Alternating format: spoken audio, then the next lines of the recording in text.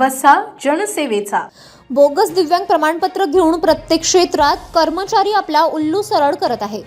हे पाप मात्र जिल्हा सामान्य रुग्णालयातील दिव्यांग बोर्ड करत असल्याचा आरोप खुलेआम केला जात आहे. जिल्ह्यात पूजा खेडकर आहेत तरी किती, असा प्रश्न सर्वसामान्यांना पडला असून याकडे लोकप्रतिनिधीसह वरिष्ठ अधिकारी डुंकूनही पाहायला तयार नाहीत. कर्तव्यदक्ष दिव्यांग कल्याण विभागाचे सचिव यांच्या पत्रामुळे राज्यात व जिल्ह्यात अर्थपूर्ण कुंभकर्णी झोपेत असलेले शासकीय विभाग यांनी कारवाईस सुरुवात केली. पण खरी तपासणी प्रमाणपत्राची नव्हे तर दिव्यांग कर्मचाऱ्यांची व्हावी आणि त्यानंतर यंत्रणेतील अधिकाऱ्यांना सस्पेंड करण्यात येण्याची मागणी जोर धरू लागली आहे. शिक्षकांची उदाहरण घेऊया. नोकरीला लागताना दिव्यांग कोट्यातून भरती झालेले कमी आहेत, परंतु बोगस दिव्यांग शिक्षक अधिक पाहायला मिळतात.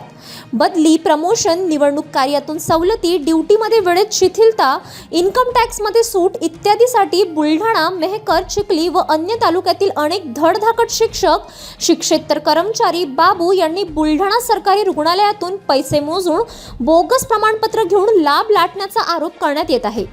त्यामुळे इतर शिक्षकांवर अन्याय होतोय. यातील काही प्रमोशन घेऊन निवृत्त सुद्धा झालेत.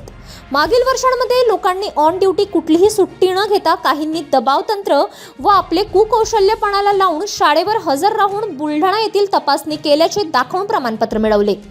त्यांना प्रमाणपत्र मिळाल्याची तारीख, वर्ष व त्या वर्षातील उपस्थिती हजेरी मास्टर माहिती अधिकाऱ्याने बोलावून शहानिशा केल्यास अनेक सज्जन आढळून येतील.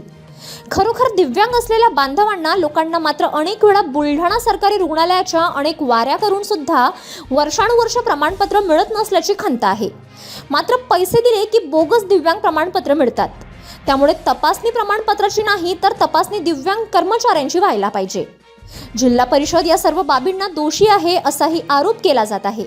जिल्हा परिषदेने अर्थपूर्ण नियोजन करून ही बाब टाळल्याचे म्हटले जात आहे. अजून बरेच काही पुढील भागात. City news. बातम्या व जाहिरातीकरिता संपर्क मोबाईल क्रमांक 9822 72 0784.